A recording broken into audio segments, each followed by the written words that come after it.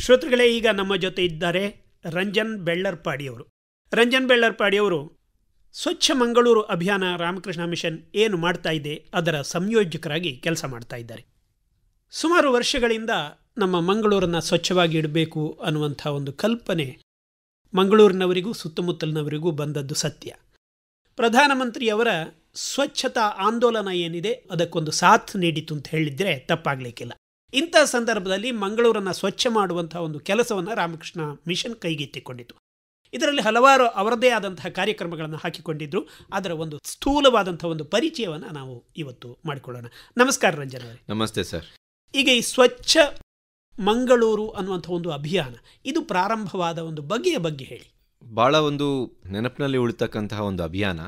2014ರಲ್ಲಿ ಮಾನ್ಯ ಪ್ರಧಾನಮಂತ್ರಿಗಳು ಇಡೀ ಭಾರತವನ್ನ ಸ್ವಚ್ಛಗೊಳಿಸಬೇಕು, ತನ್ಮೂಲಕ ಮಹಾತ್ಮ ಗಾಂಧೀಜಿಯವರ 150ನೇ ಜನ್ಮ ವರ್ಷಾಚರಣೆಗೆ ನಾವೊಂದು ಭಾರತವನ್ನು ಸ್ವಚ್ಛ ಭಾರತವಾಗಿ ಕೊಡುಗೆಯಾಗಿ ಕೊಡಬೇಕು ಅನ್ನುವ ಹಿನ್ನೆಲೆಯಲ್ಲಿ ಪ್ರಾರಂಭ ಮಾಡಿದಂಥದ್ದು. ಅದರಲ್ಲೂ ಸಹ ಪ್ರಧಾನಮಂತ್ರಿಗಳು ಸ್ವಚ್ಛ ಭಾರತ ಮಾಡಬೇಕಾದ್ರೆ ಕೇವಲ ಸರ್ಕಾರಿ ಕಾರ್ಯಕ್ರಮ ಆಗಬಾರ್ದು, ಇದೊಂದು ಸಾರ್ವಜನಿಕರ ಒಂದು ಜನಾಂದೋಲನ ಆಗಬೇಕು ಅನ್ನುವ ಹಿನ್ನೆಲೆಯಲ್ಲಿ ಎಲ್ಲ ಪ್ರಮುಖ ಸಂಘಟನೆಗಳು ವ್ಯಕ್ತಿಗಳನ್ನು ಗುರುತಿಸಿ ಅವರು ಸ್ವಚ್ಛತಾ ಅಭಿಯಾನಕ್ಕೆ ಕೈ ಜೋಡಿಸಿ ಅಂತ ರಿಕ್ವೆಸ್ಟ್ ಮಾಡಿಕೊಂಡ್ರು, ಮನವಿ ಮಾಡಿದ್ರು. ಈ ಹಿನ್ನೆಲೆಯಲ್ಲಿ ರಾಮಕೃಷ್ಣ ಮಠ ಮತ್ತು ಮಿಷನ್ ಬೇಲೂರು ಮಠನಲ್ಲಿ ಏನು ಸಂಸ್ಥೆ ಇದೆ, ಇದೊಂದು ಅಂತಾರಾಷ್ಟ್ರೀಯ ಸಂಸ್ಥೆ. ಈ ಸಂಸ್ಥೆಗೆ ಭಾರತದಲ್ಲಿ ಸುಮಾರು 200 ಉಪಶಾಖೆಗಳಿದೆ. ಇದಕ್ಕೂ ಸಹ ತಾವು ಸ್ವಚ್ಛ ಭಾರತ ಅಭಿಯಾನವನ್ನು ಪ್ರಾರಂಭ ಮಾಡಬೇಕು ಅಂತ ಪ್ರಧಾನಮಂತ್ರಿಗಳು ಕೇಳಿದ್ರು. ಈ ಹಿನ್ನೆಲೆಯಲ್ಲಿ ಸ್ವಚ್ಛತಾ ಅಭಿಯಾನ ಪ್ರಾರಂಭವಾದಾಗ ನಮಗೂ ಸಹ ಸರ್ಕ್ಯುಲರ್ ಬಂತು ನಮ್ಮ ಹೆಡ್ ಸೆಂಟರ್ ಇಂದ. ನಾವು ಇಮಿಡಿಯೇಟ್ಲಿ ಅದನ್ನ ತತ್ಕ್ಷಣದಲ್ಲೇ ಪ್ರಾರಂಭ ಮಾಡ್ಲಿಕ್ಕೆ ಆಗ್ಲಿಲ್ಲ. ಅಕ್ಟೋಬರ್ಗೆ 2ಕ್ಕೆ ನಾವು ಸ್ವಚ್ಛತಾ ಅಭಿಯಾನವನ್ನ ಪ್ರಾರಂಭ ಮಾಡಬೇಕು ಅಂತ ಹೇಳಿದ್ರು ಮಹಾತ್ಮ ಗಾಂಧೀಜಿಯವರ ಜನ್ಮ ದಿನದ ಅಂದು.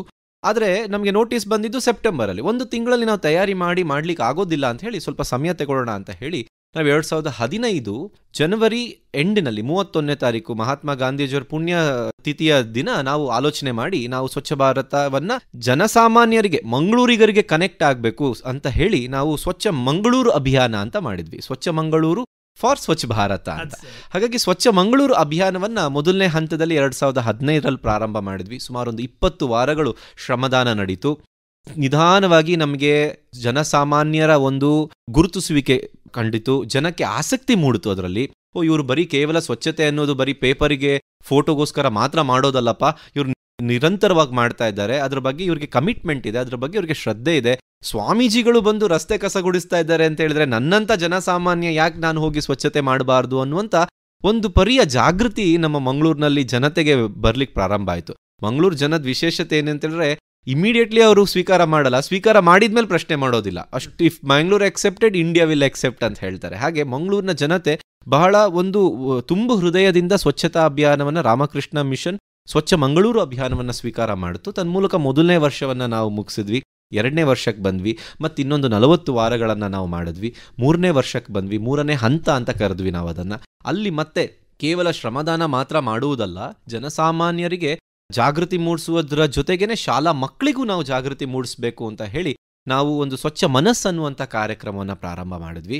ಸ್ವಚ್ಛ ಮನಸ್ಸು ಕಾರ್ಯಕ್ರಮದಲ್ಲಿ ಏನಿತ್ತು ಅಂತ ಹೇಳಿದ್ರೆ ಒಂದು 150 ಶಾಲೆಗಳನ್ನು ಗುರುತಿಸಿ ಪ್ರತಿ ಶಾಲೆಯಿಂದ 100 ಮಕ್ಕಳಾಗಿ 15,000 ಮಕ್ಕಳಿಗೆ ನಮ್ಮ ಸಂಪನ್ಮೂಲ ವ್ಯಕ್ತಿಗಳು ಹೋಗಿ ಅವರಿಗೆ ನಿರಂತರವಾದಂಥ 5 ತಿಂಗಳ ಕಾಲ ಅವರಿಗೆ ತರಬೇತಿಯನ್ನು ಕೊಡ್ತಕ್ಕಂಥದ್ದು ಸ್ವಚ್ಛತೆಯ ಕುರಿತಾಗಿ. ಕಸ ವಿಂಗಡಣೆ ಮಾಡುವುದು ಹೇಗೆ, ಕಸವನ್ನು ಬಿಸಾಕಬಾರ್ದು, ನನ್ನ ಬ್ಯಾಗ್ನಲ್ಲಿ ಒಂದು ಚಿಕ್ಕ ಬ್ಯಾಗ್ ಇಟ್ಕೊಂಡಿರ್ಬೇಕು, ಅದರೊಳಗೆ ಕಸ ಹಾಕಿಕೊಂಡು ಮತ್ತೆ ಡಸ್ಟ್ಬಿನ್ ಸಿಕ್ಕಿದಾಗ ನಾನು ಅದನ್ನು ವಿಲೇವಾರಿ ಮಾಡಬೇಕು. ಈ ಥರದ ಒಂದು ಜಾಗೃತಿ ಕಾರ್ಯಕ್ರಮ, ಪ್ರಬಂಧಗಳನ್ನು ಬರೆಸಿದ್ವಿ. ಸ್ವಚ್ಛತೆಗೋಸ್ಕರ ಒಂದು ವಿಶೇಷವಾದಂಥ ಒಂದು ಕೈಪಿಡಿ, ಸ್ವಚ್ಛತಾ ಮಂಥನ ಅಂತಕ್ಕಂಥ ಒಂದು ಕೈಪಿಡಿ, ಇವೆಲ್ಲವೂ ಸಹ ನಾವು ಸ್ವಚ್ಛ ಮನಸ್ಸಿನಲ್ಲಿ ನಾವು ಮಾಡಿದ್ವಿ. ಹಾಗೆಯೇ 4ನೇ ಹಂತ ಮತ್ತು 5ನೇ ಹಂತ 2019ರಲ್ಲಿ ಬಂತು. 2019ರಲ್ಲಿ ಕೊನೆಯ ಹಂತ ನಮ್ಮ ಸ್ವಚ್ಛ ಮಂಗಳೂರು ಅಭಿಯಾನದ್ದು. ಯಾಕೆಂದರೆ ಯಾವುದೇ ಆದರೂ ಒಂದು ಕಾರ್ಯಕ್ರಮಕ್ಕೆ ಒಂದು ಸುಂದರವಾದಂತಹ ಒಂದು ಅಂತ್ಯ ಕಂಡು ಅದು ಹೊಸ ಹುಟ್ಟುಗೆ ನಾಂದಿ ಆಗಬೇಕು. ಆ ಹಿನ್ನೆಲೆಯಲ್ಲಿ 2019 ಮಹಾತ್ಮ ಗಾಂಧೀಜಿಯವರ 150ನೇ ವರ್ಷಾಚರಣೆ ಪ್ರಯುಕ್ತ ನಮ್ಮದು ಒಂದು ಕೊಡುಗೆ, ಸ್ವಚ್ಛ ಮಂಗಳೂರಿನ ಒಂದು ಕೊಡುಗೆ ಅನ್ನುವ ನಿಟ್ಟಿನಲ್ಲಿ ನಾವು ಇದನ್ನು ಸಮಾರೋಪ ಸಮಾರಂಭದ ತಯಾರಿಯನ್ನು ನಾವು ಮಾಡಿದ್ವಿ. ಆ ಹಿನ್ನೆಲೆಯಲ್ಲಿ 2019 ಬರುವುದರೊಳಗೆ ನಾವು ಚಿಕ್ಕದಾಗಿ ಕೇವಲ ಬರೀ ಭಾನುವಾರ ಶ್ರಮದಾನ ಇದ್ದದ್ದು ಈಗ 5 ಪ್ರಮುಖ ಕಾರ್ಯಕ್ರಮಗಳಾಗಿ ರೂಪುಗೊಂಡಿತ್ತು. ಮೊದಲನೇದು ಪ್ರತಿ ಭಾನುವಾರ ನಾವು ಶ್ರಮದಾನವನ್ನ ಮಾಡ್ತಾ ಇದ್ವಿ, ಅದಕ್ಕೆ ಸ್ವಚ್ಛ ಭಾರತ್ ಅಂತ ನಾವು ಕರೆದ್ವಿ. 2ನೇದು ಸ್ವಚ್ಛ ಮಂಗಳೂರು ಅಂತ ಹೇಳಿ ಪ್ರತಿ ದಿವಸ ಸಂಜೆ ನಮ್ಮ 2 ಹಿರಿಯ ಸ್ವಯಂ ಸೇವಕರು ಸಚಿನ್ ಮತ್ತು ಉಮಾನಾಥ್ ಕೋಟೆಕಾರ್ ಅವರು ಹೋಗಿ ಮನೆಗಳಿಗೆ ಮತ್ತು ಒಂದು ಸಂಘಟನೆಗಳಿಗೆ ಪಾಟ್ ಕಾಂಪೋಸ್ಟ್ನ ಕುರಿತಾಗಿ ಜಾಗೃತಿಯನ್ನು ಮೂಡಿಸಿದ್ರು. ಮನೆಯಲ್ಲೇ ಗೊಬ್ಬರ ಮಾಡುವುದು ಹೇಗೆ, ಮನೆಯಲ್ಲೇ ಹಸಿ ಕಸವನ್ನು ನೀವು ನಿರ್ವಹಣೆ ಮಾಡುವುದು ಹೇಗೆ ಅನ್ನೋದು ಕುರಿತಾಗಿ ಜಾಗೃತಿ ಮೂಡಿಸಿದ್ರು. ಮತ್ತು ಮೂರನೆಯದು ನಾವು ಸ್ವಚ್ಛ ಗ್ರಾಮ, ಸುಮಾರು ಒಂದು 200 ಗ್ರಾಮ, ದಕ್ಷಿಣ ಕನ್ನಡ ಜಿಲ್ಲೆಯ 100 ಗ್ರಾಮ, ಉಡುಪಿ ಜಿಲ್ಲೆಯ 100 ಗ್ರಾಮ, ಒಟ್ಟು 200 ಗ್ರಾಮದಲ್ಲಿ ಸ್ವಚ್ಛ ಗ್ರಾಮ ಕಾರ್ಯಕ್ರಮ ಆಯಿತು. 4ನೇದು ಸ್ವಚ್ಛ ಮನಸ್ಸು ಅಂತ ಹೇಳಿ ಶಾಲೆಗಳಲ್ಲಿ, ನಾನು ಆಗಲೇ ಹೇಳಿದಾಗೆ ಶಾಲೆಗಳಲ್ಲಿ, ಯಾಕೆಂದರೆ ಭವಿಷ್ಯದ ನಾಗರಿಕರು ನಿರ್ಮಾಣ ಆಗ್ತಿರುವುದೇ ಶಾಲೆಗಳಲ್ಲಿ, ಹಾಗಾಗಿ ಆ ಮಕ್ಕಳನ್ನು ಕೇಂದ್ರೀಕರಿಸಿಕೊಂಡು ಸ್ವಚ್ಛ ಮನಸ್ಸು ಕಾರ್ಯಕ್ರಮ. ಕಾಲೇಜಿನಲ್ಲಿ ಸ್ವಚ್ಛ ಸೋಚ್ ಅಂತಕ್ಕಂಥ ಒಂದು ವಿಶೇಷ ಕಾರ್ಯಾಗಾರ. ಈ 5 ಕಾರ್ಯಕ್ರಮಗಳ ಜೊತೆಗೆ ಸ್ವಚ್ಛತೆಗಾಗಿ ಜಾದೂ ಅಂತಕ್ಕಂಥ ಒಂದು ಕಾರ್ಯಕ್ರಮದಲ್ಲಿ ನಾವು ಅಂತಾರಾಷ್ಟ್ರೀಯ ಖ್ಯಾತಿಯ ಕುದ್ರೋಳಿ ಗಣೇಶ್ ಅವರ ನೇತೃತ್ವದಲ್ಲಿ ನಾವೊಂದು 100 ಕಾರ್ಯಕ್ರಮಗಳನ್ನು ಆಯೋಜನೆ ಮಾಡಿ ನಾವು ಜಾಗೃತಿ ಮೂಡಿಸ್ಲಿಕ್ಕೆ ಸಾಧ್ಯ ಆಯಿತು. ಹಾಗಾಗಿ ರಾಮಕೃಷ್ಣ ಮಠ ಮಂಗಳೂರು ಮತ್ತು ಆ ಆಶ್ರಮದ ಅಧ್ಯಕ್ಷರಾದಂತಹ ಪೂಜ್ಯ ಸ್ವಾಮಿ ಜಿತಕಾಮಾನಂದಜಿ ಮಹಾರಾಜರ ಒಂದು ಮಾರ್ಗದರ್ಶನದಲ್ಲಿ ನಡೆದಂಥ ಈ ಅಭಿಯಾನ ಸುಮಾರು 20 ಲಕ್ಷ ಮಾನವ ಗಂಟೆಗಳಷ್ಟು ಶ್ರಮದಾನ ಮಾಡಿದೆ. ಅದ್ರ ಜೊತೆಗೇನೆ ಒಂದು 5,000 ಸೆಟ್ ಮಣ್ಣಿನ ಮಡಿಕೆಯನ್ನು ನಾವು ಮನೆಗಳಿಗೆ ತಲುಪಿಸಿದ್ದೀವಿ. ಸುಮಾರು 5,000 ಮನೆಗಳಲ್ಲಿ ಒಂದು ಕಾಂಪೋಸ್ಟ್, ಮನೆ ಹಂತದಲ್ಲಿಯೇ ಗೊಬ್ಬರ ಆಗುವಂಥ ಒಂದು ವಿಧಾನ ಇವತ್ತಿಗೂ ಸಹ 2019 ಮುಗಿದು ನಾವು ಇವತ್ತು 2023 ನಾವಿದ್ದೀವಿ. ಇವತ್ತಿಗೂ ಸಹ ಜನ ಮನೆಯಲ್ಲಿ ಶ್ರದ್ಧೆಯಿಂದ, ಆಸಕ್ತಿಯಿಂದ ಅದನ್ನು ಪಾಟ್ ಕಾಂಪೋಸ್ಟನ್ನು ಅಳವಡಿಸ್ಕೊಂಡು ಗೊಬ್ಬರ ಮಾಡುವಂಥದ್ದು, ಕಸವನ್ನು ಹೊರಗಡೆ ಮಹಾನಗರ ಪಾಲಿಕೆಗೆ ಕೊಡದೆ ಮನೆಯಲ್ಲೇ ನಿರ್ವಹಣೆ ಮಾಡುವಂಥ ವಿಧಾನವನ್ನು ಮಾಡ್ತಾ ಇದ್ದಾರೆ.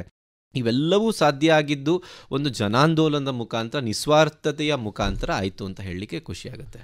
ಈಗ ಜನಾಂದೋಲನ ಮೊದಲಿಗೆ ಪ್ರಾರಂಭ ಮಾಡುವಾಗ ನೀವು ಶ್ರಮದಾನದ ಮೂಲಕ ಪ್ರಾರಂಭ ಮಾಡಿ. ಹೌದು. ಈ ಶ್ರಮದಾನ ಅನ್ನುವಂಥ ಕಾನ್ಸೆಪ್ಟಲ್ಲಿ ಏನಿತ್ತು? ಬರೀ ಕಸ ಗುಡಿಸುವಂಥದ್ದು ಕಾನ್ಸೆಪ್ಟ್ ಮಾತ್ರವಾ, ಹೇಗೆ ಅದು? ಒಳ್ಳೆ ಪ್ರಶ್ನೆ.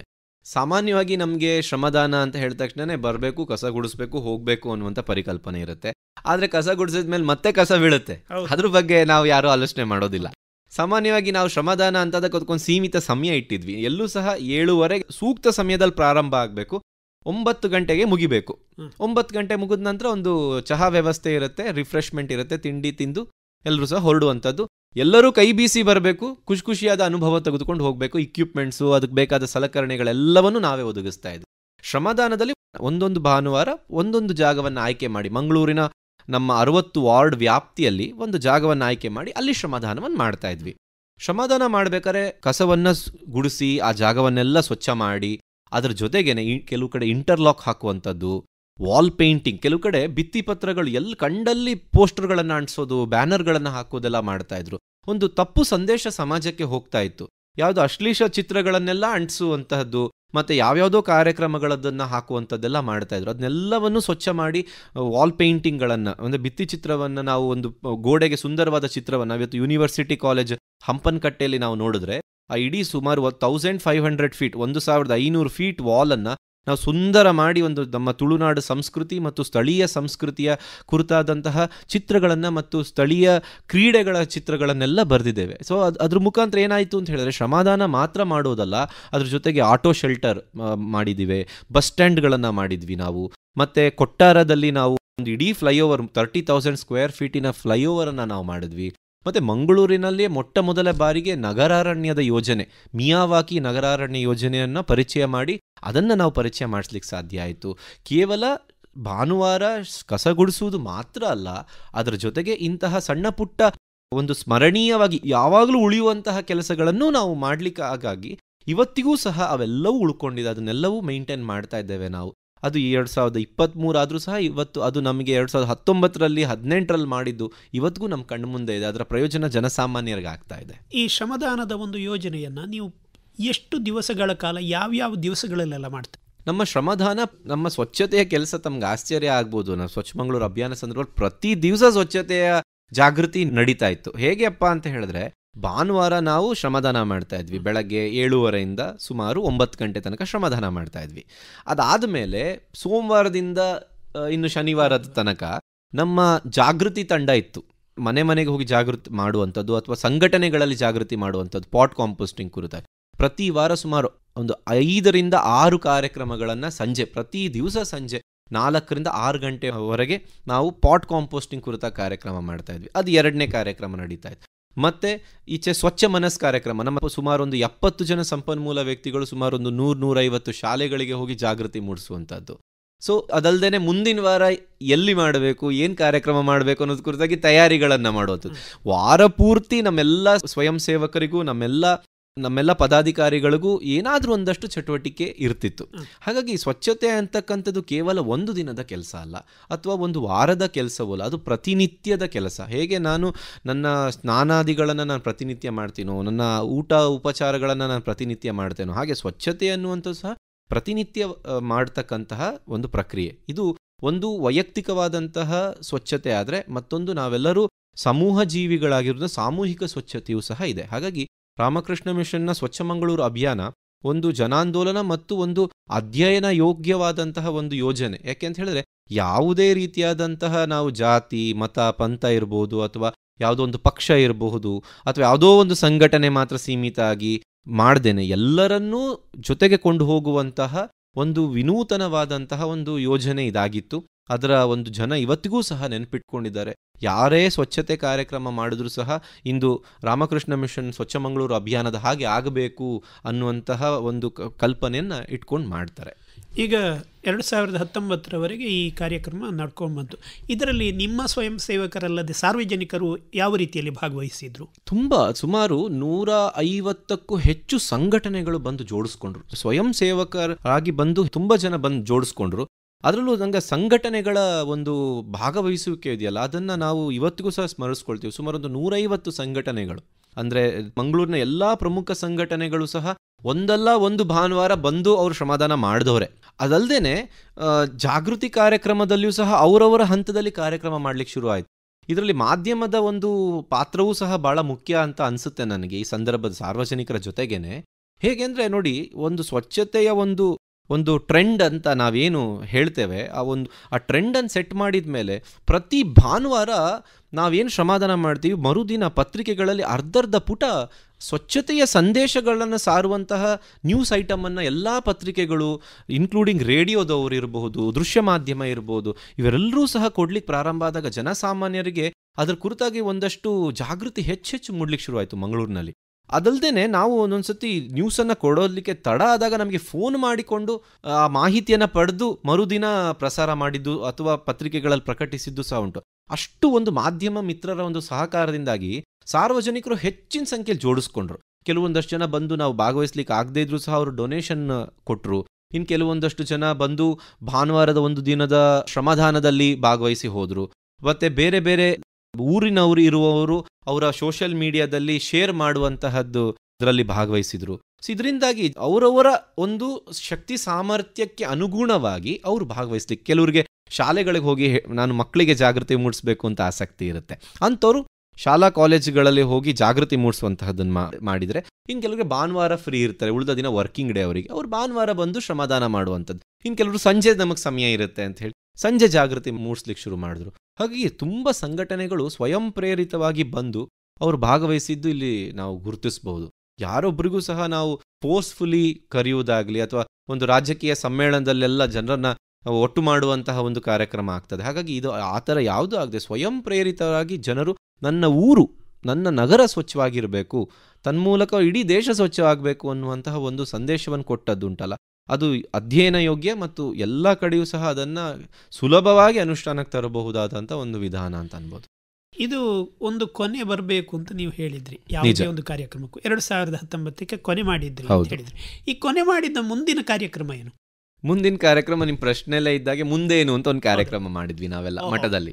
ಆ ಮುಂದೇನು ಕಾರ್ಯಕ್ರಮದಲ್ಲಿ ನಾವು ಒಂದು 2 ಸಂಸ್ಥೆಗಳಾಗಿ ನಾವು ಮಾಡಬೇಕು. ಯಾಕೆಂದರೆ ನಮ್ಮ ಅನುಭವವನ್ನು ಸಾಂಸ್ಥಿಕ ರೂಪ ಕೊಟ್ಟಾಗ ಮಾತ್ರ ಅದು ಯಾವಾಗಲೂ ಸಹ ಶಾಶ್ವತವಾಗಿ ಉಳಿಯುತ್ತೆ. ರಾಮಕೃಷ್ಣ ಮಠ ಮಂಗಳೂರು ಸ್ವಚ್ಛ ಮಂಗಳೂರು ಅಭಿಯಾನವನ್ನು ಸ್ವಾಮೀಜಿಗಳ ನೇತೃತ್ವದಲ್ಲಿ ಏನು ನಡೀತೋ ಅದು ಇನ್ನು ಮುಂದೆ ಸಾಂಸ್ಥಿಕ ರೂಪವಾದಾಗ ಅದು ನಿರಂತರವಾಗಿ ಆಗುತ್ತೆ. ಯಾಕೆಂದರೆ ಮಠ ತನ್ನದೇ ಆದಂಥ ಒಂದು ಆಧ್ಯಾತ್ಮಿಕ ಮತ್ತು ಶೈಕ್ಷಣಿಕ ಧಾರ್ಮಿಕ ಚಟುವಟಿಕೆಗಳನ್ನು ಮಾಡ್ತಾ ಬರ್ತಾ ಇದ್ರೆ ಈ ಸ್ವಚ್ಛತೆ ಅಂತಕ್ಕಂಥ ಒಂದು ನಿರಂತರವಾದಂತಹ ಚಟುವಟಿಕೆ. ಹಾಗಾಗಿ ಅದು ನಿರಂತರವಾಗಿ ನಡಿಬೇಕು ಅನ್ನುವ ಹಿನ್ನೆಲೆಯಲ್ಲಿ 2 ಸಂಸ್ಥೆಗಳು, ಒಂದು ಸ್ವಚ್ಛ ಮಂಗಳೂರು ಅಂತ ಹೇಳ್ತಕ್ಕಂಥ ಒಂದು ಟ್ರಸ್ಟನ್ನು, ಸ್ವಚ್ಛ ಮಂಗಳೂರು ಫೌಂಡೇಶನ್ ಅಂತಕ್ಕಂಥ ಒಂದು ಸಂಸ್ಥೆ, ಒಂದು NGO ಆಗಿ ಅದು ರೂಪುಗೊಂಡ್ರೆ, ಮತ್ತೊಂದು ಮಂಗಳ ರಿಸೋರ್ಸ್ ಮ್ಯಾನೇಜ್ಮೆಂಟ್ ಪ್ರೈವೇಟ್ ಲಿಮಿಟೆಡ್ ಅಂತ ಹೇಳಿ ಮತ್ತೊಂದು ಸ್ಟಾರ್ಟಪ್, ಒಂದು ಸಮಾಜೋದ್ಯಮ ಒಂದು ಪ್ರಾರಂಭ ಆಯಿತು.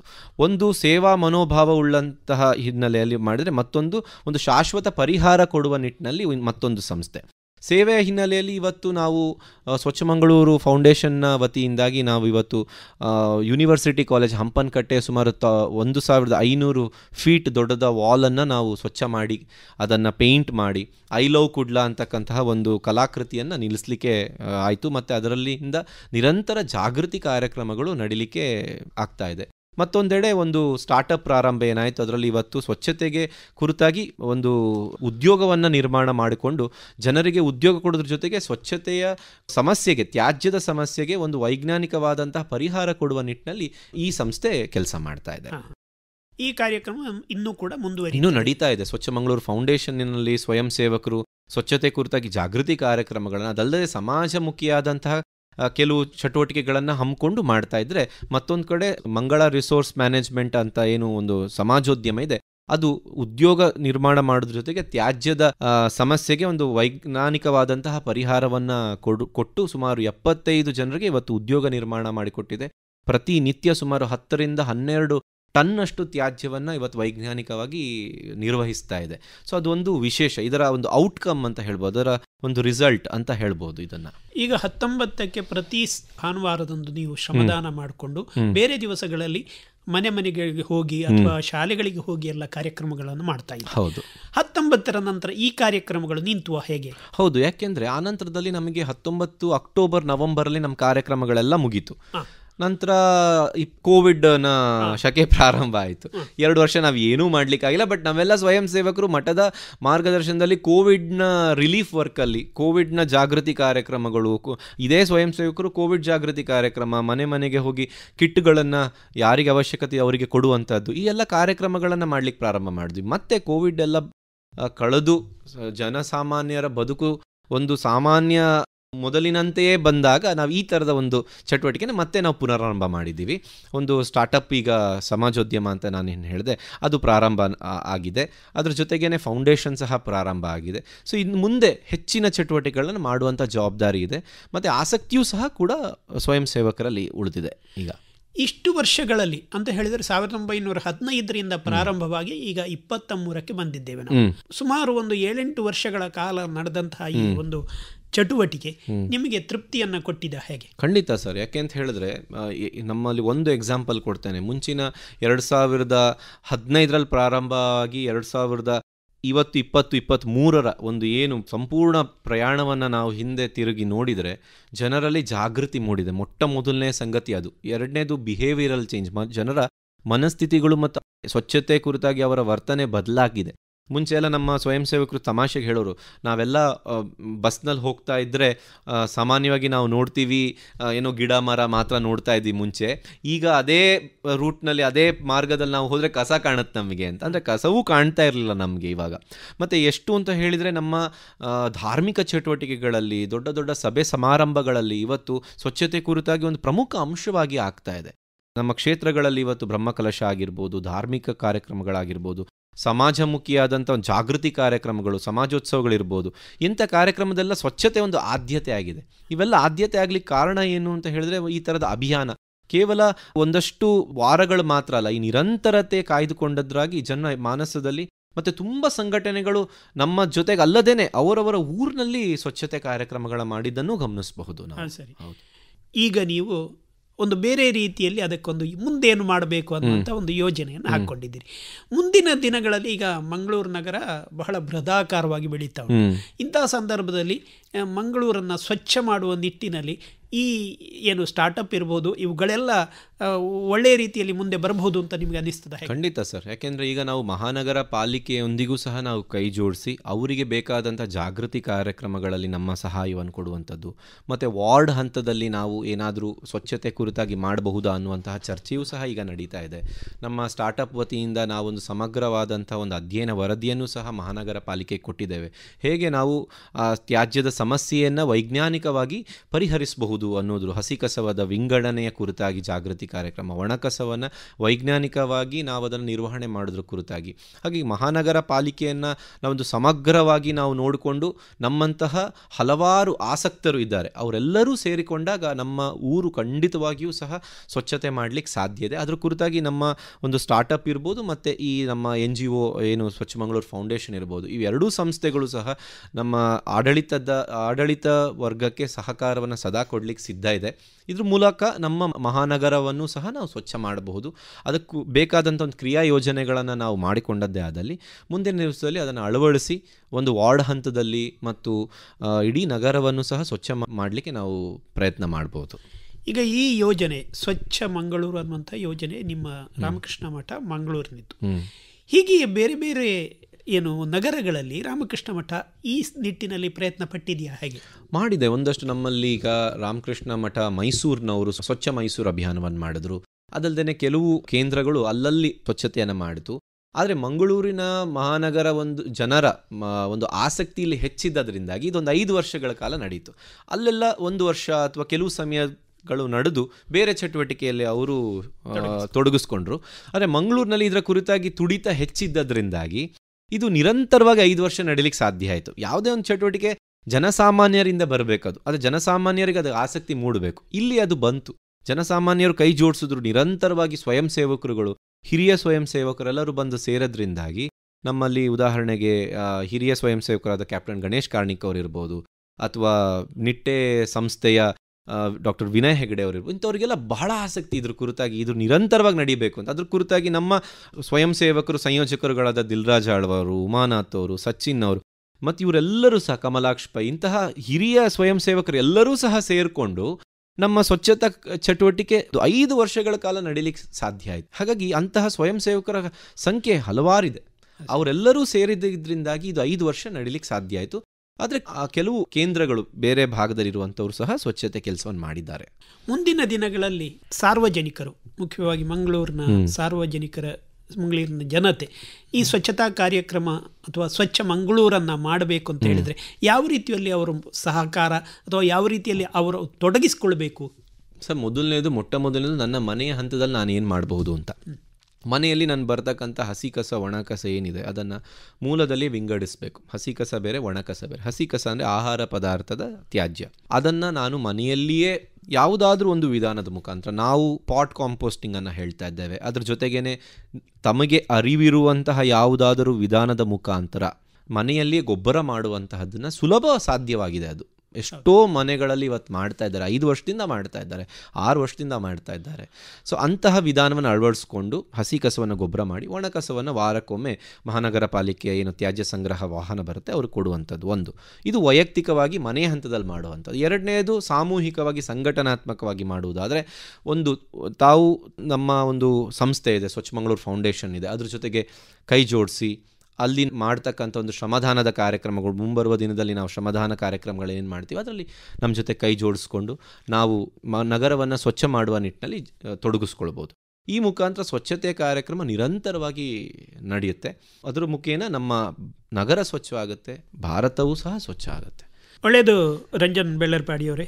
ಮುಖ್ಯವಾಗಿ ಈ ಸ್ವಚ್ಛ ಮಂಗಳೂರು ಅಭಿಯಾನ ಏನಿದೆ ಸುಮಾರು 5 ವರ್ಷಗಳ ಕಾಲ ನಡೆದದ್ದು, ಅದರ ನಂತರ ಅದರ ಮುಂದುವರೆದ ಭಾಗ, ಅದರ ಬಗ್ಗೆ ತಾವು ಮಾಹಿತಿಯನ್ನು ಕೊಟ್ಟಿದ್ದೀರಿ. ಧನ್ಯವಾದಗಳು. ನಮಸ್ಕಾರ. ಧನ್ಯವಾದಗಳು ಸರ್. ನಮಸ್ತೆ.